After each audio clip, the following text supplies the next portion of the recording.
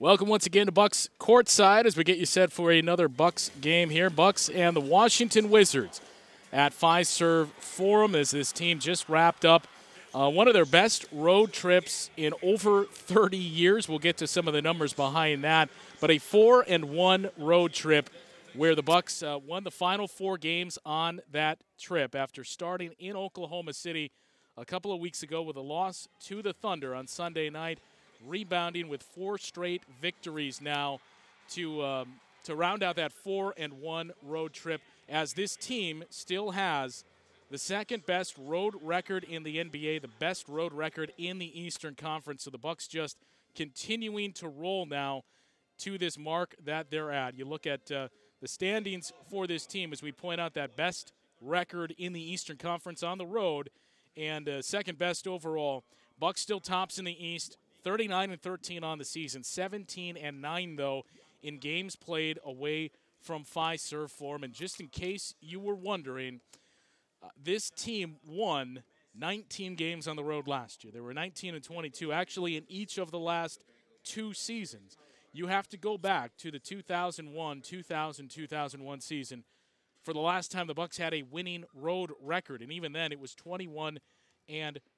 So with just 4 more wins, they will match that. With 2 more wins, they will match their road win total from a season ago. And I know we mentioned this on the pregame show the other night, but the Bucks are in a position now where games they have remaining before the All-Star break, there are 5 of them. If they win out, they will match their win total from last year, and they will top their road win total from last year. That is the job that Mike Budenholzer's club has done so far this season. And again, a bulk of that has been done defensively, as this team still continuing to be the top-rated defense in the NBA.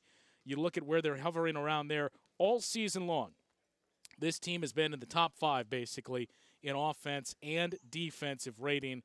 So that helping them cruise to a 39-13 start on the season. Now, a couple of things to point out here as we get you set for this game tonight. Obviously, a lot of moving pieces here in the next few days. Well, really in the next day, less than a day, as the NBA trade deadline is less than 24 hours from now. The biggest move, and this is certainly one that caught a lot of interest to Bucks fans early this morning, if you were up for it, when the 76ers made that big trade to bring in Tobias Harris. So certainly the Sixers, one of those teams to keep an eye on now, as they made that big move. You wonder if other teams in the East are going to make that move. The Bucks have put themselves in a position so far where they are the team that is the hunted. They are not doing the hunting, so the Bucks are kind of in reactionary mode now to see what other teams in the East are going to do around this time. You would anticipate this team has a chance of being busy as well once we get to the buyout season. But this is when we get to that unofficial second half of the season here, and when things start to get interesting here for this team. What you've witnessed recently here, and I know we mentioned this in the post game after the Nets game. We've mentioned this a few times, especially on that 5-game road trip. But what you've noticed so far is this team has really started to pare down their rotations.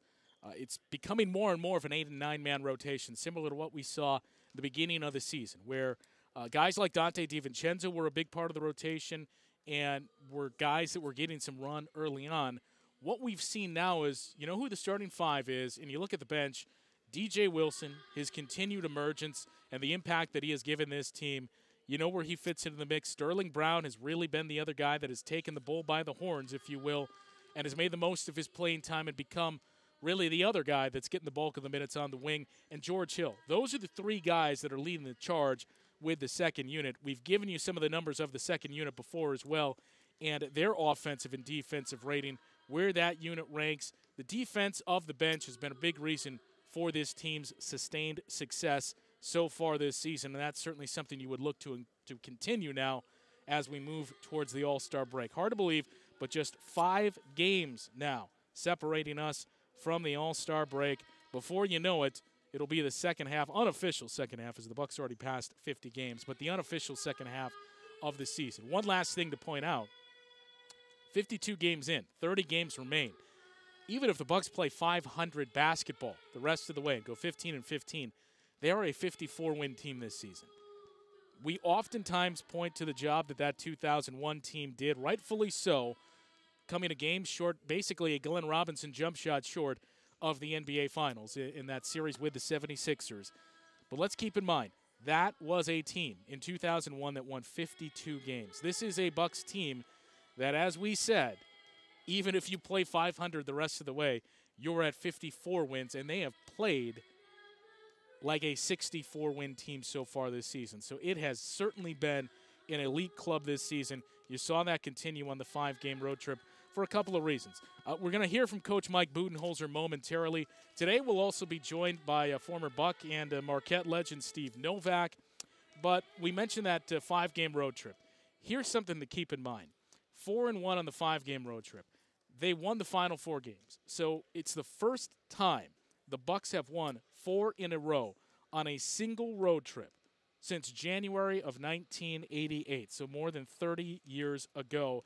And it's the first time they had a 4-2 road trip a couple of years, last year I believe, 4-2 road trip, a 6-game trip. But in looking at just 5-game trips, it's the first time they've gone 4-1 in a 5-game trip since November of 1985. It's fitting because all season long we have pointed out these years and these stats and saying the Bucks have done this for the first time since this year. And it's always been 2001 or the 2009-10 season with the Fear the Deer year and the run that that team had in the postseason, or 2001, 1990-91, that team, and the mid-'80s is what you're starting to point to.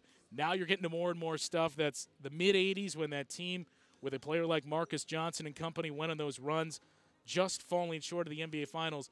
Now we're getting to the point where we're mentioning these things the Bucks are doing for the first time since that era of Bucks basketball and since 1971 when the Bucks played in the NBA Finals in their first of 2 trips to the NBA Finals.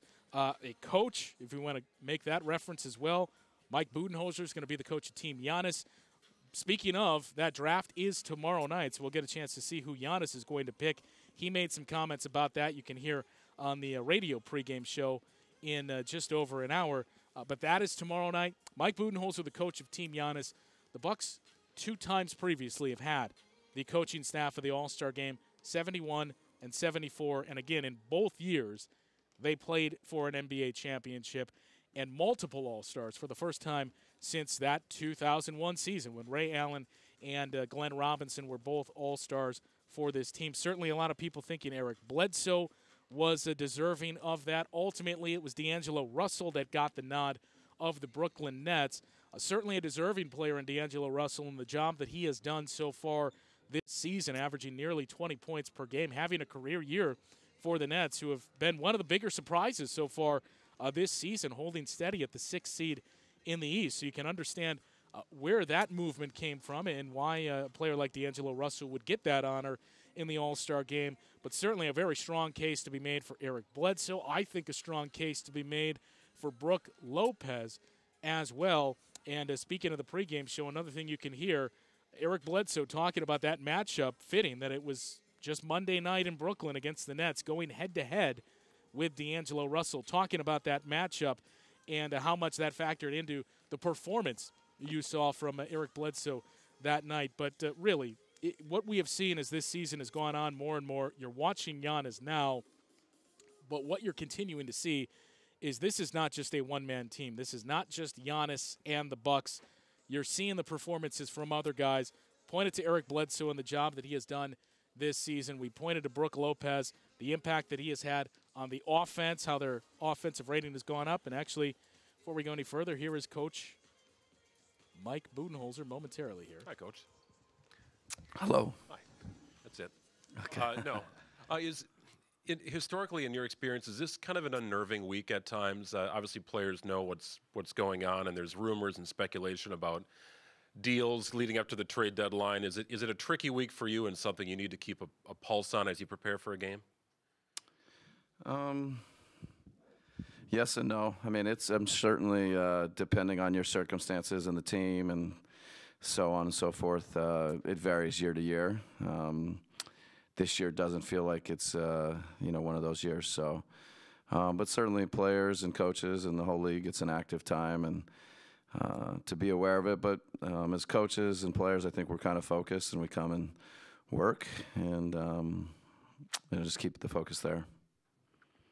during this year, during stretches, Thon has been in the rotation and a contributing member. Just what went into him kind of falling out of the rotation and maybe not reaching the level that maybe you thought he could or he thought he could at the start of the season? I think lots of things go into it, but I know he started the season a little banged up, and I would say was not in the rotation to start the season.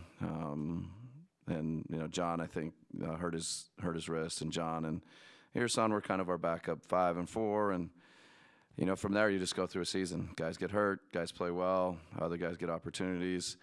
Thon did well in a couple of his opportunities, and Irsan and DJ are both good players. DJ's done well in some of his opportunities, so it's always a fluid thing. Who's in, who's out, and lots of things go into it. Just sort of following up on that, I guess it seems like obviously he's a competitor and wanted to play, but you just speak a little bit about how he still remained, I suppose, a positive influence, and he was or is a locker room favourite when people talk about Thon. Yeah, I mean, there's a ton of, he's just a great human, got great characteristics, his work ethic, his energy. Everybody loves Thon. So I think, you guys have been around him, I think, for a few years. Me getting to know him, he's been phenomenal. He's a great worker, great competitor. So he's very popular with his teammates and his coaches. Coach, DJ has had such a coming out party, I guess, this season. Did he surprise even you? I mean, now he's such a big part of what all you are doing every game. And because he had played sparingly last year, you wondered, could he make this leap? What's he done to be able to make that probably one of the best in the league as far as improvement? Well, fortunately, for myself and DJ and, this season, he's somebody that we'd actually studied in the draft and, thought had a good, we talk about fit a lot. He's a great fit with us. He had a phenomenal summer. Particularly, I would say, August, September, and the beginning of training camp, the first whatever it was, 2, 3, 4 days, 5 days of training camp. So I think all that just added up to where we thought that he was somebody that could, make this kind of jump. And, same stuff we've kind of been talking about. His IQ stands out. His defense, what he's doing defensively is really standing out. His ability to make shots and spread the court, things that we value. It's just all those things when we talk about being a good fit. That's, a few of the examples. So I'm certainly pleased with what he's done and think he can be, can improve and get better going forward. You guys are staring down a 3 and 4 here. I think you had a 5 games in 10 days stretch there. I know Eric has mentioned the idea that you do a really nice job trying to keep guys' legs fresh. You obviously gave him a day off. How far in advance do you try to plan those things out, or is it more of a feel that as you're going through it, you can tell a guy maybe needs a day? Yeah, I would say it's not very far out in advance, and I would say Troy Flanagan and his group do an amazing job of keeping our guys healthy, communicating with myself and the staff. The staff does a great job of, I think, keeping the pulse of the players. And fortunately for me, the staff's been, with me a long time, and our players' health it's critical to our success. So if we can find ways, Eric was getting to a point where his Achilles was, was just, I would say we were trying to be ahead of it.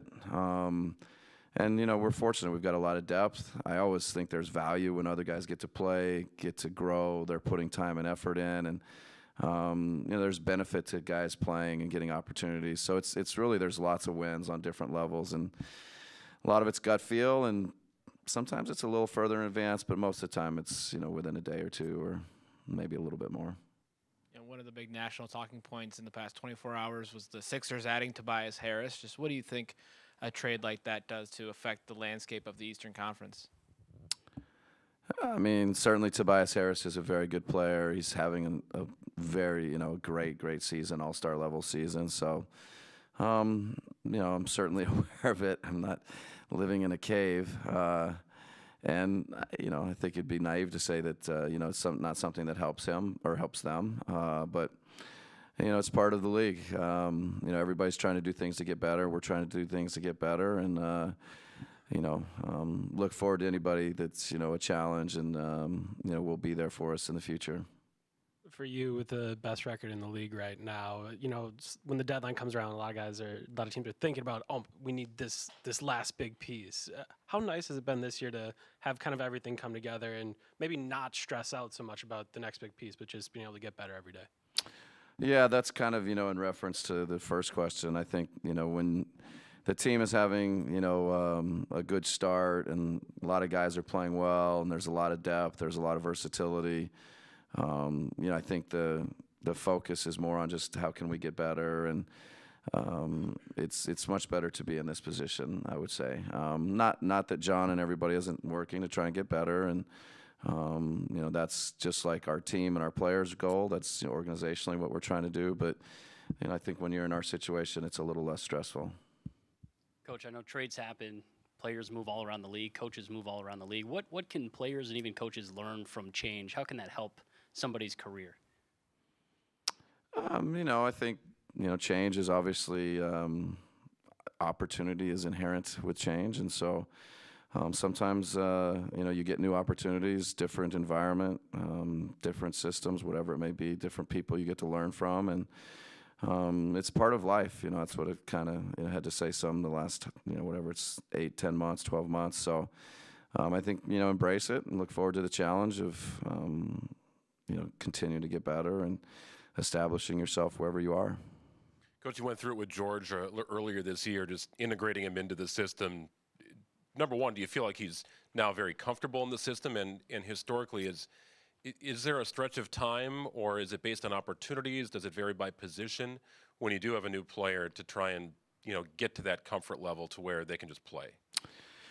Yeah, I think it feels like George, had a great start, and for the most part, it's been a very smooth transition, and the comfort level has been about as good as it can be. But even when you don't have training camp and you haven't been through everything, there's, even for a veteran like George, there's still some things where, you see it's like, okay, what exactly is that? And certainly I think he and I's comfort level with each other, having known each other, helps him a ton, and helps me with him. So I think he's been great. I think it varies by position a little bit. I think it varies by, your years of experience in the league. There's so many different variables, and it's each situation's kind of unique. The deadline quickly approaching now. What are the conversations like with you and John, knowing that you have a game tonight that you have to prepare for as well? I mean, how in the loop are you with transactions and what might be going on? I just get my popcorn and go in and watch him answer his phone. It's a lot of fun. So, he's great. He's incredibly inclusive. He's a great communicator, not just with me, but just as he does his work. And, I couldn't be happier with the working relationship and, and his balancing, all the things that he has to balance. And it's been great. We've spent a lot of time together the last couple days. Great, thanks. That Bucks coach Mike Budenholzer meeting with the media in advance of tonight's game with the Washington Wizards. As you heard the last few questions there pertaining to the trade deadline, which is tomorrow afternoon. And a bit of an interesting time now in the NBA, not only for that. Also go back to the last few years, how they bumped the trade deadline up to before the All-Star break. That's seeming to make things even more interesting. You think back to really the last big trade we had take place over All-Star weekend was when DeMarcus Cousins was traded from the Kings to the Pelicans that weekend. The discussions ongoing there at the events in the All-Star game. So no more of that with the deadline bumped up to before All-Star weekend. Tomorrow, big day for a couple of reasons. One, it's the trade deadline. As we mentioned, already saw one big move made in the Eastern Conference. Sixers bringing on Tobias Harris, but paying a pretty steep price. So you look at that starting five for the Sixers, certainly a potent one now where you replace a player like Wilson Chandler with Tobias Harris, the job he has done this season, and you get some bench depth at the center position as well with Boban Marjanovic. So that a big trade. You've seen teams like the Raptors linked to some big moves as well. It should all be a very interesting less than 24 hours as that deadline, 3 o'clock local time, actually 2 o'clock, I believe, 3 o'clock New York time is the deadline. Early tomorrow afternoon, your trade deadline. A couple of things, though, to recap what you heard from the coach there. Talking about this rotation, and we mentioned you've seen it get a lot tighter here lately where you know who the starting five are, and really you've seen the guys like DJ Wilson, like the player you are looking at now in Sterling Brown, those two guys, and George Hill, another player you heard asked about. Those guys have made the most of their opportunity. Those are the trio that's really leading the bench. You've seen Pat Connaughton come on in spurts and give you some minutes. You've actually seen Christian Wood, I know a player that many have been asking, clamoring for really to see. You've seen Christian Wood in each of the last 2 games. So the bench is really starting to round into shape and really becoming more and more tight. That's because players are making the most of the opportunities. You heard him specifically point out guys like Sterling Brown and like DJ Wilson, who, you know, ever since that injury to Ersan Ilyasova, when you were required to go to DJ Wilson, he has certainly made the most of his playing time and has really helped give this team a number of different looks they can throw at the opponent because of not only his ability to do a lot of the same things that Ersan has offensively. He brings more athleticism and more finishing around the basket, but the ability to knock down the outside shot and what he does defensively as well has been very big for this Bucks team. And Sterling Brown, we're going to keep going back to it, but you go back to that Spurs game earlier this season where the Bucks played the Spurs here at Fiserv Forum, and Sterling Brown came into that game. That was really the first time this season where you started to see more and more minutes for Sterling Brown, and he knocked down some big shots in that game.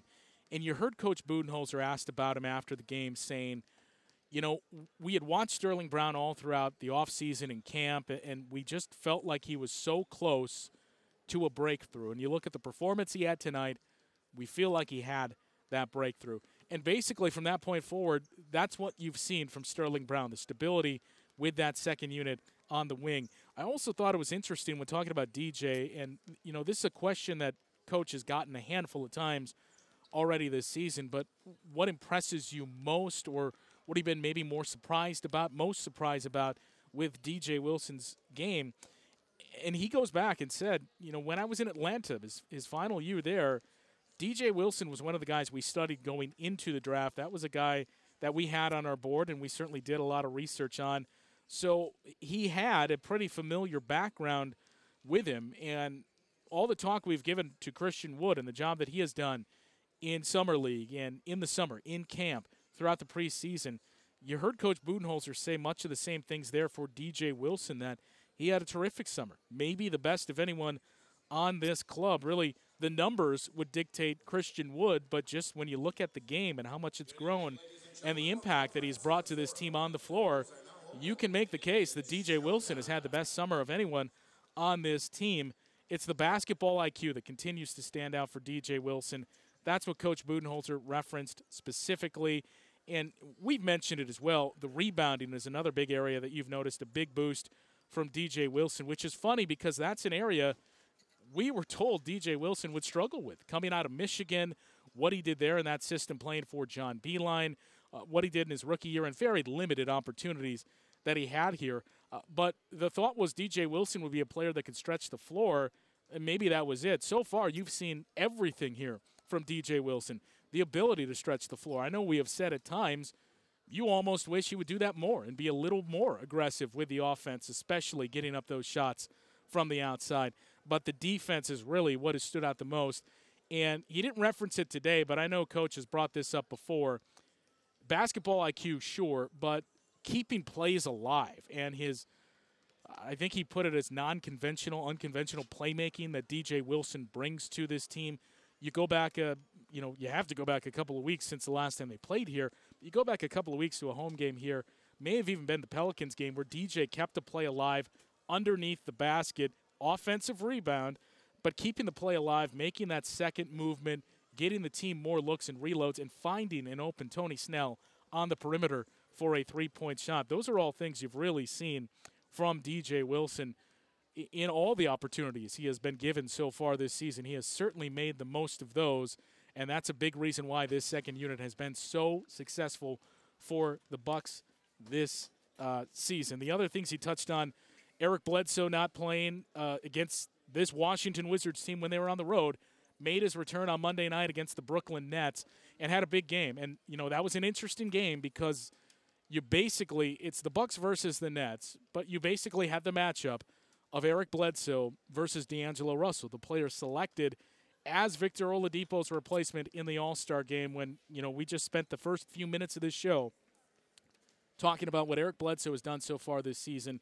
You can certainly make the case that he has been deserving of an All-Star bid. The way that he has played, I think you can make that same case for a player like Brook Lopez as well. But the job that Bledsoe has done this season and that performance on Monday night going up against D'Angelo Russell, you heard Budenholzer say they were really just proactive with him with the Achilles and, paid off for the team as he had a big game against the Nets on Monday night in their victory. And as Coach said, I know we just spent some time talking about how they've kind of trimmed down this rotation. There's a benefit to playing more guys and getting guys more playing time with no Eric Bledsoe. That was certainly the case in D.C. against the Wizards.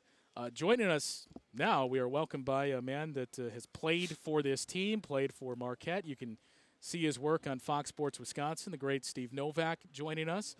A day like today where you know what's tomorrow, how difficult is that as a player? The deadline? Yeah. Oh, God, I'm sweating. Don't even talk about it. I got traded every deadline. At least they moved it up this year. So, see, this is what people don't understand. There needs to be, at a reality show, just like and it should be an NBA-sponsored show where people can feel bad for NBA players for once. The guys that get traded, because there's a group of you, every single deadline, that it's like, hey, we bet you love L.A. or we bet you love Milwaukee or wherever you are, but this is that whole business side that we talked about. And guess what? You get to go to some city that you've never been. You have to go try to rent a house where there's no houses for rent. Oh, and your 3 kids and your wife, we'll call them and we'll check up on them in a few days, make sure they're doing all right. But you got to go to, in my case, Oklahoma City, Toronto, all these places. So it's a nerve-wracking time for some, I think. Very hopeful for others, depending on if you're in a good situation or if you think you're in a good situation or not. But it's always a big day, and I think the fact that it's earlier in the season this year than it ever has before, it makes it a little bit different. Yeah. I think you can get to a team and really, I think, have more of an impact, get more in the flow before the playoffs. So, it's a big day. It's coming up tomorrow. A lot of moves already. Obviously, our guy Thon off to Detroit. What do you make of that with it being moved up where, you go back before and it was basically after the All-Star break where there's probably a lot of moves going on when everyone's in town and you're going over some things, and now it's before all of that. Have you seen any big changes with that? Really, for me as a guy who has been traded, the biggest thing that came to mind, honestly, was in the situations when I was traded, it would be you basically go to All-Star break. In my case, non-All-Star break, I go to a beach. All the All-Stars go play. And then you come back from All-Star, and you have a practice or two, and then the deadline hits. So right when you got back from All-Star break, you kind of heard the news. You kind of heard people were getting moved. You weren't sure what was going on. And then the trades would happen. And the move was a nightmare. It was like, hey, you got to be on the jet tomorrow at 7:30. They're going to send the jet to pick up you and Enes Kanter. You're going to Oklahoma City.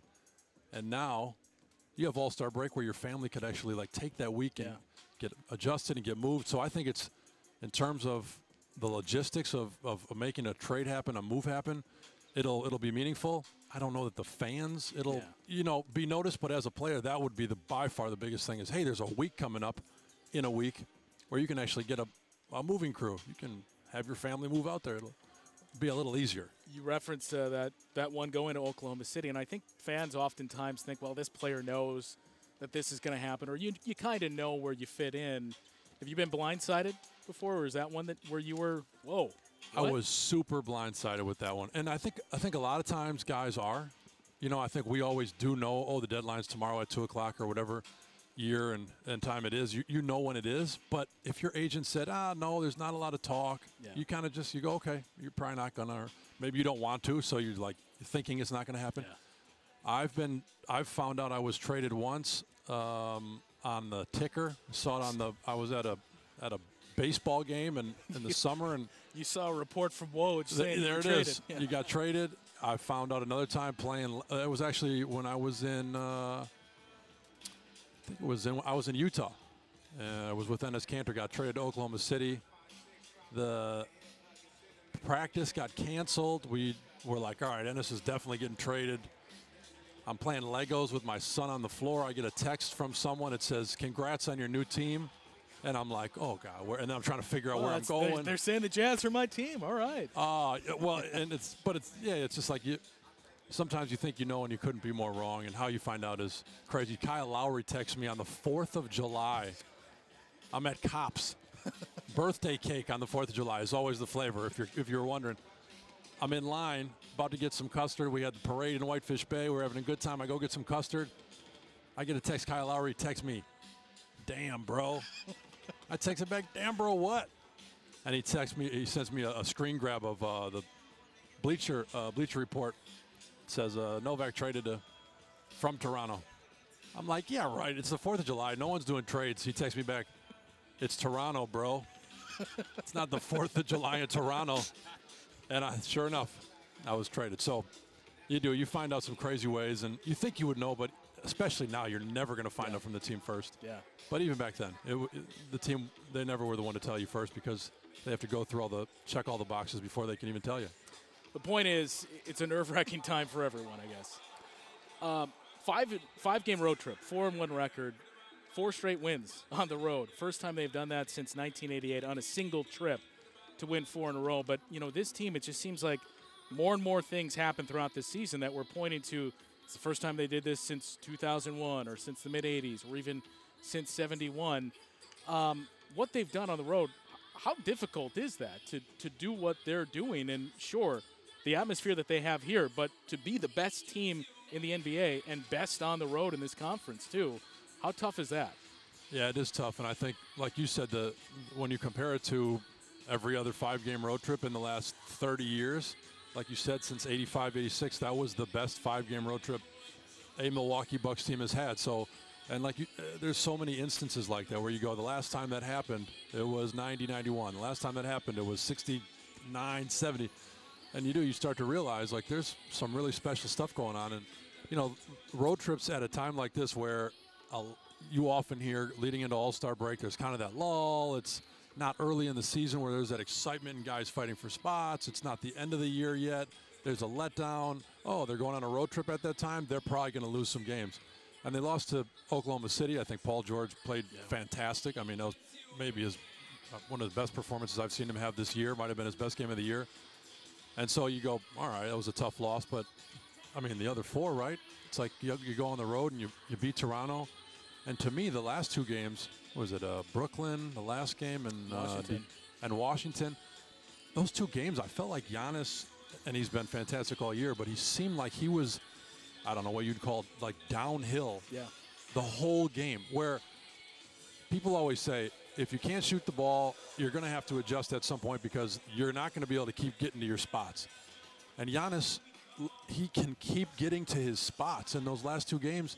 I don't know how many fast break points we have, but I know right now we're like the #1 team in fast break points offensively and #1 defensively taking away fast break points. But it's because Giannis when he gets going downhill, they're putting Rudy Gobert on him. They're putting Jared Allen on him, putting their 5 men. They're saying he is going to the rack.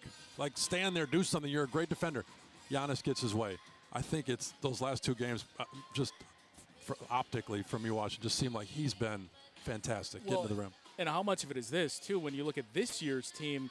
I mean, fast break for this team, and Giannis especially, has always been big for them. But with this year's team, you start the fast break, and now it's Giannis or Bledsoe going to the basket, but you also have 3 or 4 guys around them on the perimeter that are set up for an outside shot. It's everything. I mean, in terms of balance, I think the best teams in the league, they have balance. They have, however you want to call it, a counter punch or a balance, the inside, the out. Where if inside is being taken away and that's what the team you're playing decided we are going to take that interior scoring away, fine. We're going to hit 18 threes tonight. We're going to take away the 3-point shot tonight. We're going to give you 70 points in the paint. The Bucks, they've been able to be that team, and there's no question when Giannis is attacking, he draws he gets a lot of charges called on him. Yeah. Keep doing it. I think it's great. I just think You know, against Washington, January 11th, the first time they played, Giannis didn't play. The Bucks had 10 three-pointers in that game. Giannis plays Saturday. The Bucks make 18 threes, right? However, I might be mixing up my numbers. Anyway, my point is when he's more aggressive and he's attacking the rim, like open. you're saying, it's open. And to have the guys that are capable, which some teams are attacking, they just don't have the capable shooters. Brook Lopez has been, I mean, we can go down the list, right? Chris has been fantastic, bang, bang, bang. But Brook, I mean, he is our J.J. Redick. Yeah. Yeah, he's 7 foot whatever, but the guy is shooting it from 3 feet behind the NBA line, and he didn't even shoot threes a couple years ago. He's impacted this team so much. Well, and a guy that you referenced a couple of years ago, he was still your traditional post guy, but once he started to work with Kenny Atkinson, the three-pointers became a big part of his game. A lot of people look at the numbers, and certainly this year's been a career year, but he was doing this in volume the last 2 years, and a lot of people, whoa, they're big guys shooting three-pointers. Just points to how surprising it was not only that he lasted that long in free agency, but to get him on the deal that you got with the production that he's given you. It's maybe the best signing of the summer. I agree. I think you got to give John Horst and the front office a lot of credit for everything that's happening this year because, I mean, look, front offices are judged based on were they right or were they wrong. You know, if you do a deal right now and it seems great and it ends up terrible a year later, that's what you should be judged on. It was terrible a year later. But I think you've seen this front office not make moves that I think have been huge, and they've made some hiring Coach Bud, getting Brook Lopez, right, keeping this team together. It's, I mean, I think you see in LA right now, a team loses by 43 because they're moving this guy, they're trading that guy. No, we're not valued. And then here in Milwaukee, sometimes you're wondering how much is going on. Should they be doing more? Why weren't they as active last year or 2 years ago? But we're seeing it. And I think the front office has been right with the moves that they've made. And, you know, as a fan, as someone who watches every single game, I think it's good basketball. They're playing the right way. It's fun to watch. And it's at a level that it hasn't been since, 01 at least, right? Well, and even with that team, 52 wins, if this team goes 500 the rest of the way, they're 54 wins. They're on pace for over 60 wins. So, we often romanticize that team, and rightfully so, falling a game short of the finals. But what this team has done this year has moved past what that team in 2001 up until the playoffs has done. No doubt about it. I think that because this is a franchise that hasn't been out of the first round since that 01, everybody goes, we are better than a first-round team, there's no question. But since we haven't been out in that long, we just got to get out first. But I do think that once that ice is broken, it's going to be a quick leap to, all right, we're out of the first round. We might win a championship this year. I'm glad you brought that up because a lot of people will point to that, and if they say, well, I'll believe it when I see it in the playoffs, this team still hasn't done that. I get the frustration that this team hasn't won a series since 2001. But if you look at that, of the 8 times they've been in the playoffs since then, they've had a winning record 4 times. They averaged 41.7 wins in those 8 seasons. They were a 6, 7, or 8 seed in each of those 8. And in the Eastern Conference, those 3 seeds have gone 12-90. 12-90 in all of the NBA and playoff series. In the East, 5-46 is the record of 6, 7, and 8 in that stretch. So, yes, the Bucks haven't won since that. But some of those teams, I mean, they played the Heat that won a championship. They played the Pistons that won a championship. They're in a low seed going up against some elite teams. So that's the expected outcome. This is much different what we're seeing now. It is. And, they've positioned themselves, obviously, as good as you can. You're the number 1 team in the league right now. But to your point, it's a big deal, right? And they've done as good a job as anybody in recent history, just taking one game at a time. And if they lose, they don't lose 2 in a row. If they lose to a team, they beat them the next time they play them. And I think, there's coach speak and there's the cliche, one day at a time. Let's win or lose. Let's learn from the game. Let's take things away. It's a marathon, not a sprint. But I think that all those cliches, in a nutshell, this team has been. Yeah. I mean, they have responded to every poor quarter, every bad offensive performance by Giannis, every loss, there's been a response. And I think you have to say that they've absolutely improved since the beginning of the year. And so I don't think that this team is looking at the end of the season and saying, we need to be this, we need to do that. They are taking things one game at a time. And in doing so, proving that this is a different team. This is a 1 seed right now with a home court advantage in the playoffs that really should not be compared to last year's 44 wins or the year before's 42. Well, and to that point, a guy like you that's played in the league, how many times have you been asked when you go and do all these interviews of, hey, how hard is it to not lose back-to-back games? Look, the NBA, I mean, the parity is crazy. It's not that hard to lose 4 games in a row in the NBA. Yeah. I mean, you see tons of good. Houston's lost 4 games in a row 3-4 times already this year. You've seen the Warriors lose 3 in a row already this season. Right. And it's because it's just not that hard to lose a few games. You know, to not have lost 2, I think part of it is definitely luck. Being healthy and having guys not play, you know, huge minutes and be fresh allows you to be consistent. And so part of that is luck, but a big part of it is not luck. It was talked about from the moment Coach Bud got here and the medical staff with Troy Flanagan and Suki Hobson. They talked about keeping guys fresh, keeping minutes down, it being about the end of the year. And in doing that, I think the odds are higher for you to stay healthy. The odds are higher for you to play better in back-to-backs, are better for you to win more games. And so it's, you know, some of it luck, but I think that you got to look at the time and energy and money put into these experts that are in the Bucks organization to keep these guys able to win the next game and win the next game. And they absolutely, led by Coach Bud, have the perspective of this is a team building for the postseason. And I think that's different than it's, you know, been in the recent past, and it's sure is fun to watch. I know you got some work to do for Fox Sports Wisconsin, so I'm not going to keep you too much longer. 2 more things. I know you were in the building for the Marquette game when Dwayne Wade was here in the ceremony. How special of a day was that for you, with someone ties, you know, obviously with the Bucks, but Marquette as well?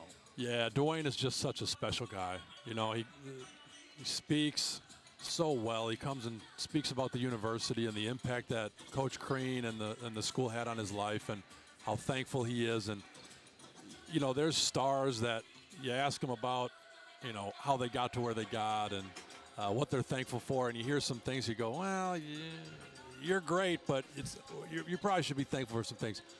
Dwayne has just always been such a humble, hardworking guy who wasn't offered many scholarships. And it was special to be in the building with him, I think, just as knowing it's his last time. Yeah. I guess he'll be back, was it here one more time? Yep. And then the Bucks will play them in Miami one more time. But it was a special day, and I think he meant so much to that program. I mean, I think it's the ripple effect is he's still having an impact, knowing people look up to Dwayne so much that they still go to Marquette because Dwayne Wade went there. I know this isn't Bucks specific, but a lot of crossover fans looking at the Marquette team. We talk about how special of a year it's been for the Bucks. It's been a special start for Marquette. Obviously, the loss withstanding, but a special start for this team, and a lot of that around Marcus Howard. When you watch him play, is there a guy at this level, any portion of his game, not to say, oh, he reminds me of this, but anything you see where you think, well, I kind of see that in Marcus Howard? He's a special player. I mean, look, you don't get 53 points in a game in college. College games are 40 minutes. I mean, that's like the top, 3 or 4 scoring games in school history, too, and all put together is unique. And I think when you're that good, when you can score points like that, especially with where the game of basketball in the NBA is at, he's going to get opportunities to play professional basketball. And whether it's this year or next year, you know, I don't know, but that Marquette team right now for sure has the scoring, has the shooting, has the toughness, has some of the bigs right now to be that tournament run type team. And it's going to be for sure led by Marcus Howard, Sam Hauser, those guys, because the way they score the ball is special. And 53 points, what do you have, 40 in one half? Yeah. And I think when you can score the ball like that, you can, you know, you hear it sometimes, you can beat anybody, but you can beat anybody. But it's obviously dangerous on the other side, because if you go cold in St. John's, you saw last night, they did a good job against him switching, and making it hard on him. So, but he's fun to watch right now. I mean, even 40 points in a 40-minute game where you're scoring more than a point a minute.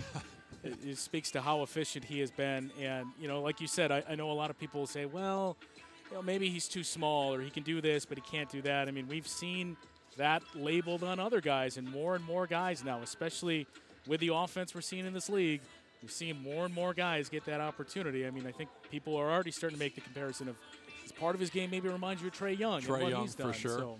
Yeah, just the threat, right, and the explosiveness to hit 5, 6, 7 shots in a row to close games and score the last 20. I mean, yeah, I think the Trae Young comparisons, and obviously Trae was compared to Steph, and I know we're leaping a little bit, but I just mean, you know, you see glimpses, and obviously that's why guys get picked where they do. They say, maybe not yet, but I see some things that is special. And, you know, there are a lot of guys that have heard, he's too small. Yeah. He can't quite do this. He can't. And I'll tell you what, when you just keep doing it like Marcus has this year, it's not coincidence. It's not a mistake. And he'll be very good for a long time. He's going to make a lot of money playing the game of basketball because of the way he can score it. And I'm glad he's at Marquette. Well, it's been a special year in Milwaukee for the Bucks, for Marquette as well. We hope that continues tonight. It's the Bucks and the Wizards here at Fiserv Forum. You can see this man's work on Fox Sports Wisconsin. He'll be on the broadcast tonight. You can listen to the game as well, the radio broadcast on WTMJ. Bucks and Wizards, we get set at 6:30, 7 o'clock tip. Our thanks to Steve Novak. We thank all you for tuning in once again. Another edition of Bucks Courtside. We'll be back Saturday night getting you ready for another Bucks game. Until next time.